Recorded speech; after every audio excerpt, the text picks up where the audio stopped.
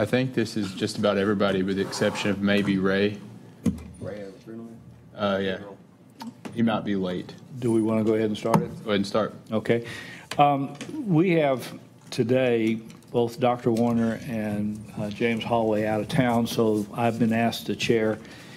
You guys are stuck with me, but we'll call this thing in order now, and it's about 1 minute after noon. You want to go ahead and take the roll call? Yes, sir. Ms. Durham? Present. Mr. Hurden? Present. Mr. Hollywood is absent. Mr. Martin? Here. Mr. Mills? Present. Mr. Moore is absent. Mr. Osmond is absent. Dr. Warner is absent. Mr. Zolper? Here. He's here. All right, we got a quorum. Okay, finding a quorum. Have everybody read their minutes? I move that we adopt the minutes We- with a slight amendment. All right. We have a motion to adopt the minutes with a slight amendment. I second. Any discussions? Got the second? Have we said what the amendment was? No, I was going to ask him what his amendment So is. sorry. Sorry. I'm so sorry. It's, the amendment is a typographical error. There's a whiff missing. Granted. Nothing substantial. Okay. All in favor then? Aye. Oppose? Minutes pass. Okay, we're going into old business. The old business consists of several meetings that a small group had, primarily the chairperson and Jonathan with different agencies with the city, and I'll let Jonathan go in to discuss those. All right, so this is just going to be, informational purposes only, give y'all an update on what we learned over the past couple of weeks. We have some real estate that we're looking into, but we're going to push that back to November. That way everybody has a chance to review the stuff. Anyway, so we're going to update these on these meetings.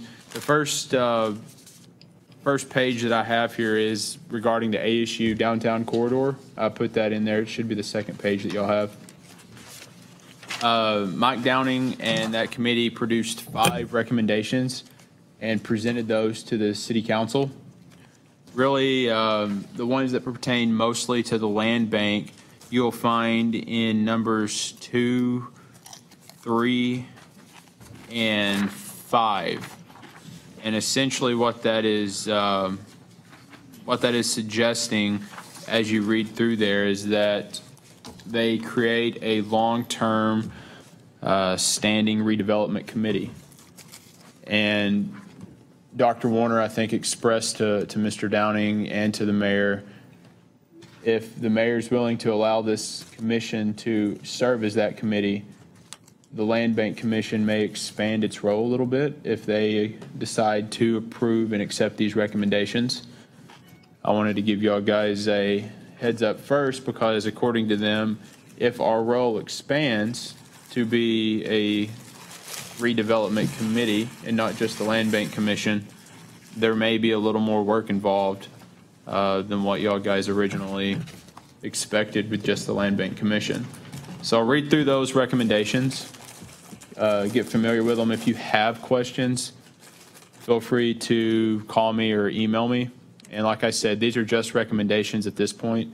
Obviously, the mayor and the city council will have to approve these and decide to go that direction before we make any changes. But that being said, read through those. The second point here was we had a meeting with Jessica in the city attorney's office. I'm going to let her summarize what she learned when she went to Little Rock because she'll do a better job than I will. I'll let you take over. I went down and spoke with the city attorney in Little Rock who does the land bank, similar to how y'all have talked with some of y'all's counterparts in Little Rock. And I was blown away at the wealth of information he was willing to give us. There are a lot of things he said, don't do this, this is how we got in trouble, don't do that. Mistakes that I think would be easy to make given that municipal foreclosures are so different that I was very thankful for. So I just want to start by saying he took time out of his busy schedule to sit down with me and my paralegal and give us some really good information. And I'm so appreciative that we have that relationship with Little Rock and they're willing to do that for us. Out of that meeting, I did get a lot of information that I needed technically to file the foreclosures. The other part of it was making sure our code enforcement stuff is on point. And I was reassured after he looked at our files that we're doing a pretty good job. There were some few things I brought back to Jonathan and Mike Tyner at code enforcement that we need to do differently just to make sure our files are put together correctly and we can defend whatever we need to when it comes to a foreclosure. We also learned some things about whether we want to certify our liens over to the county or not. We have a couple of options what we can do with our liens. Foreclosure is one of 3 options.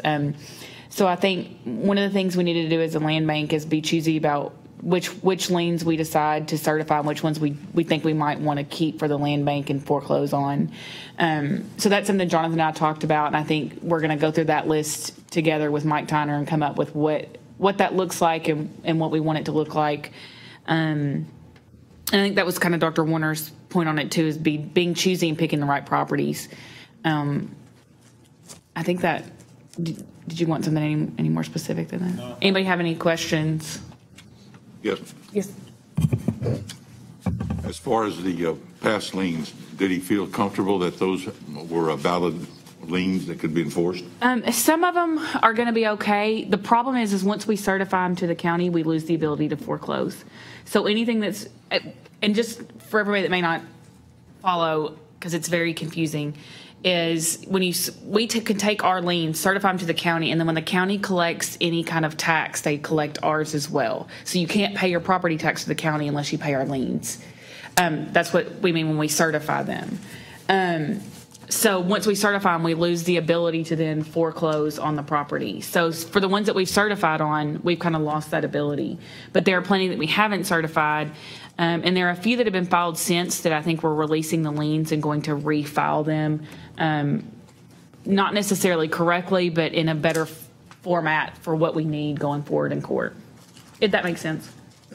Yeah, I'm trying to talk so everybody, I know you and I could probably lawyer-wise talk a little more in depth. No, it makes sense. As far as the certified certified properties to the county, and they don't pay their county taxes, ultimately that's going to be sold by the state. Right. It would go to the lien commissioner, and when he sells it, we would get our money from that as well. Okay. He would pay us, and then we would also have the option of buying the property through that sale, and we would only have to pay the state or difference. The county taxes, yeah. Okay, thanks. Yeah. One other thing I'd point out, tying into what she said, if we foreclose and we have to do an auction through that process anyway, and when you foreclose on a piece of property and you win the auction, you have there's a 1 year redemption period. 1 year. So even if we foreclose on properties now, it's 1 year before we could ever do anything with them. And the same thing kind of applies to the state land commissioner's auction, where there's a 90-day redemption period. I believe that's correct, right? Where they can come back and take the pay. If you buy it through the state, 90. The other way, it's a year, which is why Little Rock also said it's really important that foreclosures is just one part of our land bank. Because if we get a donation, as soon as we get through the process, it's ours. We can do what we want with it. Whereas we're going to have to sit on those foreclosures for a little while. It's a good way to get property, but it's a slow-moving process. He also said we need a budget for $2,000 to $3,000 for every foreclosure we plan to do. That they can get expensive because you're talking about title work, the way you have to notice people up. If you can't find the owner and you have to do a warning order, like putting it in the paper, that's expensive. You have to take out an ad. We also did have a discussion about whether we want to do priority liens or regular liens because there's kind of a difference in how you get paid. And there may be some situations where we want to do priority liens. And my office will work through that as we go, but I feel a lot more prepared going forward with that and comfortable with whatever you guys want to do. And then the second thing I wanted to point out is I'm not sure the legal term for it, but there's a maximum amount of money that they will award us through the court system. Example, for a grass mowing, if we decide to foreclose, we're only going to get credit for $1,000 for a grass mowing lien. $5,000. Yeah. I think, right? For demolition, I may have it in front of me. There's limits is what I'm saying. So if we decide that we want to foreclose on properties, we don't want to, if it's a grass mowing lien, for example, we don't want to let the balance get up to $5,000 for a grass mowing lien because we're only going to get credit for $1,000. And same thing for demolition or cleanup. So did I understand right? On a foreclosure, they have a 1-year right of redemption? Yes. Okay. Is that because of us being a municipality, or is that Arkansas law? I honestly am not sure, because here's the problem is, as a municipality, we get to go forward in a way that no one else gets to, but yet the foreclosure, you're kind of picked between a mortgage or a mechanic's lien, but we're really neither. Right. So we kind of, essentially what the law has done is hodgepodge those together to make a municipality foreclosure that kind of doesn't make sense. And it does, but it doesn't. I know it's a year, and I want to say, It's state law. is it state law? I'm just, off the top of my head, I'll trust Dennis over mine because I don't remember, but it's a year. So that's irrespective if you're a municipality or a lender or anyone, it's 1-year right of redemption. Even under typical law for mortgage foreclosures, you waive redemption when you sign a mortgage. Right. That's just been how it's been with state law, old state law, by the way. But I guess since we're not a mortgage, no one's signing anything. Same thing with the mechanic's lien, right? To get a mechanic's lien, you sign on the front that you agree that if you don't pay, you're subject to lien, which we're not really either of those, but the law has carved out a spot for us. I'm sorry John, for everyone else. what you said doesn't make sense to me. Okay, you have a mowing lien. The mowing lien cost us $100 to mow. Are you saying that if we mow 10 times, that's $1,000? Yes. But if we wait next year and we mow 10 more times, that's $2,000. Are you telling us that we can only recover $1,000? The law, the way the law reads is we cannot go above the $1,000 on a lien. The way, I think it's going to be some trial and error, but I think what I've suggested is it's a separate lien every time, right? We'll just have to have more than one. So you can file multiple liens, but one lien is kept at $1,000 for certain things, up to $5,000 for other things? Is that Yes, and then I think environmental went up to like 15,000. So like if you had asbestos in a place, so there are ways to get more money. It's just the court has said, and Little Rock has actually argued with the court and said, but we actually spent more than this, and they've said, nope, you're capped. Well, But I don't see that happening. Do you see that happening a lot, is going over the amount? I mean, starting in the future, probably not, right? Because we can regulate and watch as we get to those thresholds, and we can make a decision as we approach those thresholds. But right now, we're sitting on a list of some pretty significant liens, right? And some of them have $1,000 or $2,000 demo lien, and then we've mowed it since 2014, and it's $160 a pop every time. So we've exceeded in a lot of these lots the allowed amount. So probably going forward, we're going to regulate it, and we're going to monitor it, and it won't be an issue. But Yeah. it may be an issue with some of them Our past liens. that we have right now. So I was just curious about that. Jonathan, are you going to proceed then a second lien on those mortgages that are above 1,000 to procure additional money? I'd refer to Jessica on that. I'll do whatever the city attorney's office needs us to do when we can get to that point as far as foreclosing. I think that's my recommendation for now. And as we go forward, we may see something that needs to be tweaked. And I fully expect us to get in this process with one and see things we want to do differently in the future. But for now, that would probably be my recommendation. Okay, thank you. Any other questions? If not, I'll move on to, thanks for the update, by the way, Jessica. I appreciate it. I'm going to move on to code enforcement and the chief building official.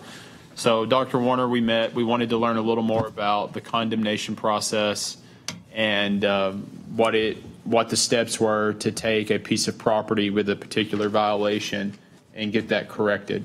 Whether it was an unsafe house, whether it was a mowing lot that needed to be mowed, whatever that was. So I provided some paperwork in here that we was able to get from code enforcement as well as our inspections department, the chief building official. The first one you'll see, it's just a checklist. This is the condemnation checklist. So if there's a particular piece of property that is considered structurally unsafe, and it's going to be going before City Council. Code enforcement follows this, and they do a really great job of keeping track of all the paperwork. And if you have any questions about that, or if you have a particular piece of property in mind that you would like for them to look at, you feel like it might be structurally unsafe or may need to go through the condemnation process, this is the checklist that we will follow. Specifically, code enforcement, this is what they use. And then the paper right behind that, the residential building inspections report. That is the report that Tim Renshaw uses once he is obviously inspecting the structure. So a lot of times code enforcement is the entity that's called when there's an issue with a house. Let's say people think it's abandoned or it's structurally unsound, they'll call code enforcement. But the actual report is generated by our chief building official in inspections. And this report is what he goes through. If it passes his report, then obviously you don't condemn it and it's not put on the council to be condemned. If it fails this report, then code enforcement has a process of notification that they go through, and it goes through the city council. And then there's a brief period of time where the property owner is allowed to fix whatever issues are on the property. I believe that's 45 days from the time that it's condemned. There was a time period. There's a set period of time that the owner has to fix any issues on the property.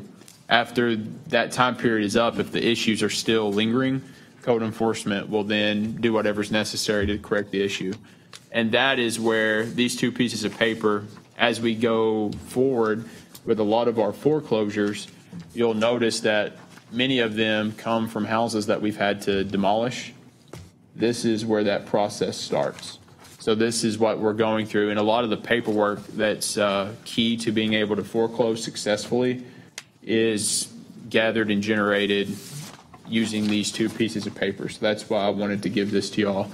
Going forward, y'all may be looking at some of these reports and whatnot as we decide to foreclose on certain liens. And just wanted y'all to be able to get familiar with what these look like. And then the last two pieces of paper that go with code enforcement are two ordinances that the city of Jonesboro uses to enforce certain zoning regulations or certain code enforcement regulations. One pertains to unsafe structures, and the other one is one used by inspections for unsafe buildings. I'm not going to waste everybody's time reading through that. I'll let y'all guys look through it as you get time, but that's where all that comes from. And so you'll see some of that information in files over the next few weeks as we decide if we want to condemn on property or foreclose on property. Any questions with that? John, is the, just out of curiosity, the inspection report, residential building inspection report, I assume that's the same checklist that they use for commercial and not just residential? I would assume. I'm not going to lie and say I had that conversation with him, though. We didn't really discuss that. I can find out and let you know. But they would have something similar to this, I would think. They should. I'm not too aware of very many commercial properties that they've condemned, so I'm sure they have something, but I don't know. I'll have to find out the answer and get back with you. I can tell you that we've condemned home ice, which would I think technically be a commercial, Yeah, that would be. and it was a similar checklist. It's a little different in some ways, but yeah, there is a checklist for that as well. I figured there had to be something similar. I think these checklists are important just because it gets everybody on the same process, and it helps, especially if you're having to be very particular about the paperwork that you keep. Exactly. If everybody has a checklist that's involved in the same process, and we can all make sure we keep track of that paperwork. So that's why these checklists are so important. Any other questions? If not, I'm going to move on to our meeting with grants and community development. We originally had scheduled that to discuss other forms of revenue that maybe the land bank could get access to, specifically home funds. We had a good discussion with a gentleman from Little Rock at that meeting, and we're still trying to learn as much as we can. But really where it came, the real substantive information that came from that meeting pertained to the CDBG funding and how that could potentially tie in to the land bank going forward. They approve, I think, 3 things: down payment assistance, homeowner rehabs, and demolition. All 3 different categories have a different amount of funding allocated to them. But for example, if we were to acquire a particular piece of property that had a structure that needed to be demolished, there's the potential that we could partner with CDBG funding and use that money to get the structure demolished. Or another example, if we had a structure that we rehabbed and we've identified a low to moderate income family that we would like to, sell that house to or get them in that house, we could use CDBG funding to assist with the down payment on that.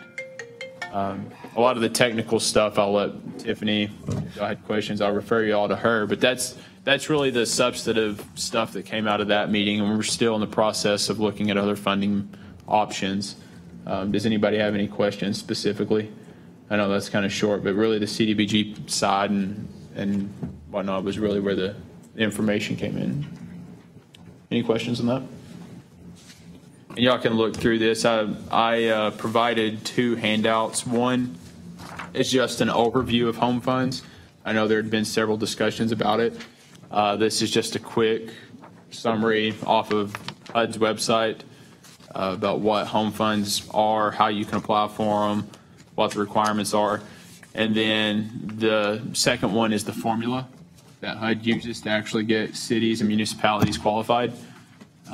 You can look through that as well. I'll save y'all's time and not go over that word for word there. But then the last part is pertaining to the CDBG funding that I was referring to. This was recently approved, I think, maybe in July. I forgot to print the date off, but it was earlier this year, August 21st. No? Anyway, I think it was earlier this year when they got this approved. It's not on my paper here. But you'll notice they approved $141,000 for homeowner rehabs, $10,000 for demolition, and you can go through here and see how the money was allocated. But so that's that. If there's no questions, I'll turn it back over to Jeff. Okay, we're going to go into item number 5, new business. Ready for staff report. Jonathan, you want to take staff report? So I left off property acquisitions or donations or anything like that. I'm referring or deferring all of them into the November agenda. So there's not really too much to update as far as the property inventory or any updates on the budget. I know Bill said we're getting closer to having a definitive budget, so I'll have more probably in November to let y'all know as far as what we're looking at for next year. But yeah, just be prepared. I think in November we're going to have a few properties on the agenda. I'm going to send those to y'all's email, right? Because some of these title searches and whatnot that I'm getting back are rather lengthy. And instead of me printing off all that information and providing, 9, 10, 11 copies of all that, I'm just going to send those to y'all's email. And if y'all have questions, obviously feel free to email them to me or whatever, and we can talk about them at the meeting next month. But I think right now I've got 3 or 4 for the agenda for next month. So that's all for the staff report under new business. Okay, item B is Federal Home Loan Bank of Dallas.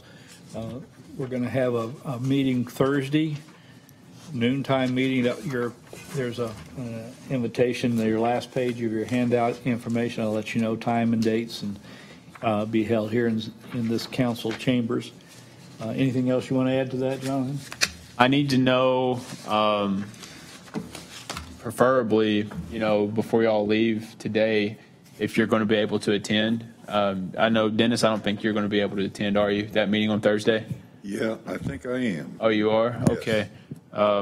Crystal had sent me a list of people, or told me a list of people that had already said they couldn't. And I know Dr. Warner and James are going to be out, and you're going to be out as well.